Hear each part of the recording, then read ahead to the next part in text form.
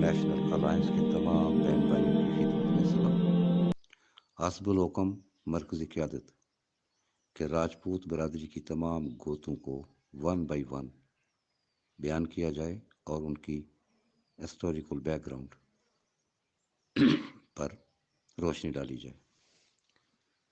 آج سے کوئی 2000 سال قبل مسیح سے بھی پہلے ترکستان کے خوارزم اور بلخ بخارا کی طرف سے ہندوستان میں آنے والے آریہ نسل کے وہ گروہ جو اپنے آپ کو سورج اور چاند کی اولاد سمجھتے تھے، جب انہوں نے وہاں نظام حکومت سنبھالا جو تاریخی اعتبار سے لگ بھگ 1000 سال قائم رہا۔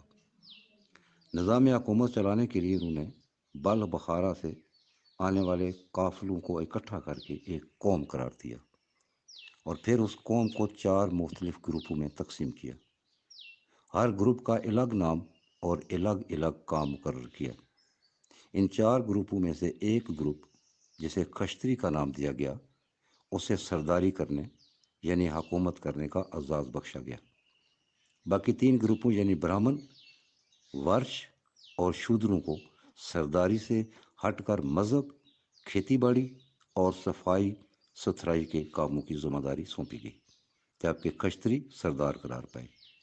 وہی سردار بعد ازاں راج کمار، راجے، مہاراجے آج تک تاریخ میں لکھے پڑھے جا رہے ہیں۔ کشتریوں کا وہ گروہ پھیلتا پھولتا ایک قوم بنا، پھر مزید مختلف شاخوں اور گوتوں میں پھیل گیا۔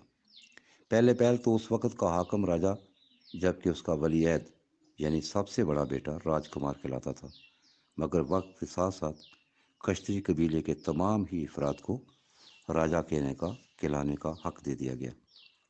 گریٹر سینس آف پنجاب 1931 کے صفحہ 26 پر مصنف کی رائے کے مطابق یہ کشتری قبیلہ 36 مختلف گوتوں میں پھیلا اور وہ 36 کی 36 ہی راجا، مہاراجا اور راج کمار کے زمرے میں آتی ہے۔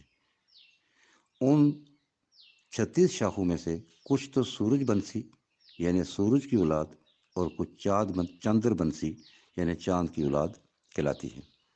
راجپوتوں کی ان شاخوں میں سے چاند کی اولاد سمجھنے والی یعنی چندر بنسی شاخ میں سے ایک گوت مینال راجپوت بھی ہے۔ منیال راجپوت تاریخی حوالوں سے پتہ چلتا ہے کہ سلیریا، منیال، منگرال اور تھکیال راجپوت قبائل کا تعلق ابتدائی طور پر ایک ہی شاخ سے ہے جو چندر بنسی خاندان سے منسلک ہے۔ آئیے آج راجپوتوں کی ایک گوت منیال راجپوت کا تاریخی پس منظر جاننے کی کوشش کرتے ہیں۔ تاریخی حوالہ جات کی روشنی میں گوت منیال راجپوت کا بانی راجا امنا پال تھا، جو مشہور راجا جے پال سلیریا کے بھائی راجا پرتھی پال کی اولاد میں سے تھا۔ سن 591 ہجری کے مطابق 850 سال سے راجوری کے تخت پر ایک ہندو راجا امنا پال حکومت کر رہا تھا۔ اس قوم کا نام پال جبکہ اس حاکم کا نام امنا تھا۔ پال نامی قوم راجپوت شاخ چندر بنسی کی ایک گوت ہے۔ راجا امنا پال کا خاندان کئی پشتوں سے ریاست راجوری پر حکومت کرتا چلا آ رہا تھا، جبکہ راجا امنا پال اس خاندان کا آخری راجا تھا۔ راجوری کی حاکمیت کے دوران ہی راجا حبیر راؤ بانی قوم جرال کی اولاد میں سے راجا نور الدین خان ولد شیر افغن خان افغان حملہ کی متواتر سازشوں اور جھڑپوں کی وجہ سے تنگ آ کر اپنا ملک و مال چھوڑ کر اپنے اہل و عیال اور ایک مختصر سی جماعت کے ہمراہ کوستان سے راجور میں پا گیا۔ راجوری کو پہلے راجور کہا گیا۔ راجور میں اس وقت چندر بنسی شاہ کا آخری راجا امنا پال حاکم تھا، جو امن اور آتشی کا نشان سمجھا جاتا تھا۔ راجا امنا پال نے جرال قوم کے وفد کو شاہی مہمان کا درجہ دے کر اس کی خوب خاطر مدارت کی۔ راجا نور الدین خان نے اس دوران راجور ملک اور اہل ملک کے ساتھ اپنے ذاتی مراسم کو بڑی وسعت دی اور وہ وہاں کے لوگوں اور امنا پال کی حکومت میں بڑا مقبول ہو گیا۔ حکومتی جماعت سے تعلق اور اس قوم کے 62 لوگوں کے ساتھ مل کر راجہ نور الدین نے راجہ امنا پال کے خلاف سازش کی۔ رات کی تاریکی میں راجہ نور الدین نے راجہ امنا پال پر سازش کے تحت حملہ کیا اور راجہ امنا پال کو گرفتار کر کے خود گدی نشین ہو گیا۔ ذرائع بتاتے ہیں کہ راجہ امنا پال کی فوج کا سپہ سالار بھی نور الدین خان سے ملا ہوا تھا۔ راجہ امنا پال کے خاندان کے کچھ افراد بھاگنے میں کامیاب ہوئے، جبکہ کچھ کو متی کر لیا گیا، کچھ کو قید کر لیا گیا، اور جو باغی تھے ان کو قتل کر دیا گیا، اور بعد ازاں امنا پال کو بھی قید ہی میں قتل کر دیا گیا۔ یہ واقعہ 1194 عیسوی بمطابق 591 ہجری کا ہے۔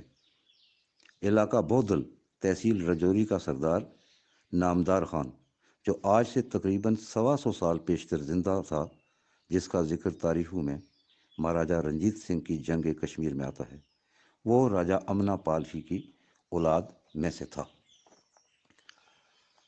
آخری حوالہ کی روشنی میں راجہ امنا پال کے 4 بیٹوں میں سے 2 بیٹوں راجہ راج پال اور راجہ بودھ پال کی جاگیریں راجوری کے انہی علاقوں میں تھی جو علاقہ جات بعد میں انہی کے ناموں سے منسوب ہو کر راج گڑھ اور بدل کہلائے۔ ان دونوں کی اولاد ان علاقوں میں پال ٹھاکروں کے نام سے آج بھی موجود ہے، جبکہ دیگر منگریال اور من پال نامی 2 بیٹوں کی جاگیریں کوٹلی اور مینڈر کے علاقوں میں تھی۔